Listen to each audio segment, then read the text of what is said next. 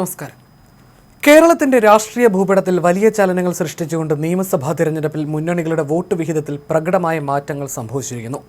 ഈ കണക്കുകൾ UDFന് വലിയ ആത്മവിശ്വാസം നൽകുമ്പോൾ LDFന് ഇത് കനത്ത തിരിച്ചടിയുടെ സൂചനയാണ് നൽകുന്നത്. സംസ്ഥാനത്ത് UDF തങ്ങളുടെ വോട്ട് വിഹിതത്തിൽ ഗണ്യമായ വർധനവ് രേഖപ്പെടുത്തി. കഴിഞ്ഞ തവണ 39.41% വോട്ട് വിഹിതം ഇത്തവണ 46.5% ഉയർന്നത്. ഏകദേശം 7%-ലധികം വോട്ടുകൾ അധികമായി സമാഹരിക്കാൻ UDFന് സാധിച്ചു എന്നത് അവരുടെ രാഷ്ട്രീയ നിലപാടുകൾക്ക് ലഭിച്ച അംഗീകാരമായി വിലയിരുത്തപ്പെടുന്നു. ഇതിൽ ഏറ്റവും പ്രധാന പങ്ക് വഹിച്ചത് കോൺഗ്രസ് ആണ്. 28.79% വോട്ട് വിഹിതം പാർട്ടി സ്വന്തമാക്കി. മുസ്ലിം ലീഗിനും 11.01% വോട്ടുകൾ ലഭിച്ചിട്ടുണ്ട്. ഭരണ തുടർച്ച പ്രതീക്ഷിച്ച് ആവേശത്തിലായിരുന്ന LDFന് ഇത്തവണ വോട്ട് വിഹിതത്തിൽ വലിയ ഇടിവ് സംഭവിച്ചു. 2021 45.28% LDF വോട്ട് വിഹിതം ഇത്തവണ 37.6% താഴ്ന്നു. അതായത് കഴിഞ്ഞ തവണത്തേക്കാൾ 7.68% വലിയ കുറവാണ് LDF നേരിട്ടത്. ചാർട്ട് പ്രകാരം CPMന് 21.77% വോട്ട് വിഹിതം ലഭിച്ചപ്പോൾ CPI 6.64% വോട്ടുകളാണ് നേടിയത്. ദേശീയതലത്തിലെ രാഷ്ട്രീയ മാറ്റങ്ങൾക്കൊപ്പം കേരളത്തിലും വോട്ട് വിഹിതത്തിൽ ചെറിയ തോതിലുള്ള വർധനവുണ്ടാക്കാൻ NDAക്ക് സാധിച്ചു.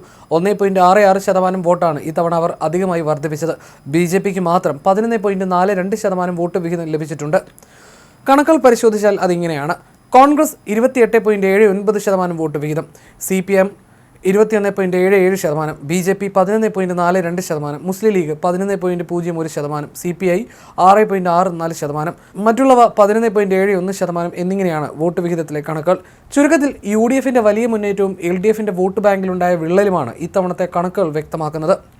മറ്റ് പാർട്ടികളുടെ വോട്ട് വിഹിതത്തിലെ കണക്ക് പരിശോധിച്ചാൽ അതിങ്ങനെയാണ്. Kerala Congress 2.43%, Kerala Congress M 2.60%, RSP 1.21%, RJD 0.82%, Aam Aadmi 0.17%, BSP 0.15%. അതേസമയം വോട്ട് വിഹിതത്തിൽ റെക്കോർഡ് നേട്ടമുണ്ടാക്കിയ നേതാക്കളിൽ മുസ്ലിം ലീഗ് നേതാവ് PK കുഞ്ഞാലിക്കുട്ടിയാണ് മുന്നിൽ. എന്നാൽ വിജയിച്ച MLAമാരിൽ ഏറ്റവും കുറഞ്ഞ വോട്ട് വിഹിതം രേഖപ്പെടുത്തിയത് കഴക്കൂട്ടത്ത് നിന്ന് വിജയിച്ച NDA സ്ഥാനാർത്ഥി V മുരളീധരനാണ്.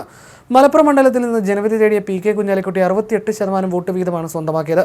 കഴക്കൂട്ടം മണ്ഡലത്തിൽ ത്രികോണ മത്സരത്തിനൊടുവിൽ വിജയിച്ച V മുരളീധരനാണ് നിയമസഭയിലെ ഏറ്റവും കുറഞ്ഞ വോട്ട് വിഹിതമുള്ള MLA. 36% വോട്ട് വിഹിതം മാത്രമാണ് അദ്ദേഹം നേടിയത്. അതേസമയം ഏറ്റവും കുറഞ്ഞ ഭൂരിപക്ഷത്തിൽ വിജയിച്ചത് മണലൂരിലെ LDF സ്ഥാനാർത്ഥി പ്രൊഫസർ C രവീന്ദ്രനാഥാണ്. വെറും 126 വോട്ടുകളുടെ ഭൂരിപക്ഷമാണ് ലഭിച്ചത്. 38% വോട്ട് വിഹിതമാണ് അദ്ദേഹത്തിന് ലഭിച്ചത്. അതേസമയം UDF വലിയ ഭൂരിപക്ഷം നേടിയതോടെ മുഖ്യമന്ത്രി സ്ഥാനത്തിന്റെ പേരിലുള്ള നീക്കങ്ങളും പല രീതിയിൽ നടക്കുകയാണ്. കോൺഗ്രസ് ഹൈക്കമാൻഡിന്റെ തീരുമാനമാകും ഇക്കാര്യത്തിൽ നിർണായകമാകുക.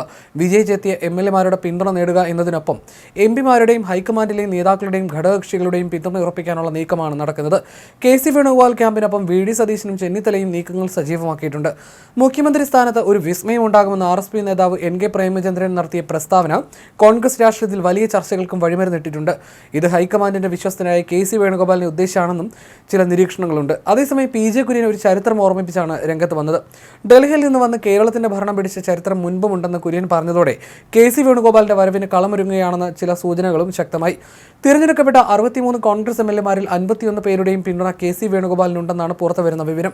മുഖ്യമന്ത്രിയാകാൻ 3 നേതാക്കൾക്കിടയിലെ മത്സരം ശക്തമായി തുടരവേ പാർട്ടിയിൽ പൊട്ടിത്തെറി ഒഴിവാക്കുക എന്ന ദൗത്യമാണ് ഹൈക്കമാൻഡിനെ കാത്തിരിക്കുന്നത്.